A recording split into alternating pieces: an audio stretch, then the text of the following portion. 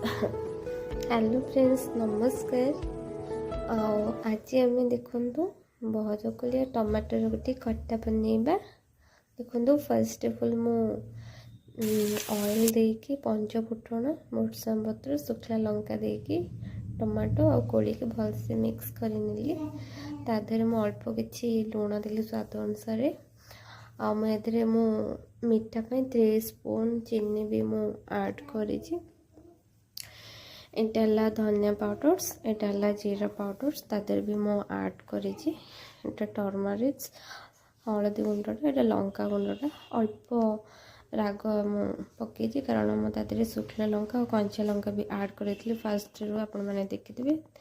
देखो ये भी भलसे हो जाइए। यहाँ मु अदाटा ग्रेटर करके रखी लास्ट में तादेह ऐड कली। देखते भी बनी जाइए मोर बरकोड़ी और टमाटर खट्टा।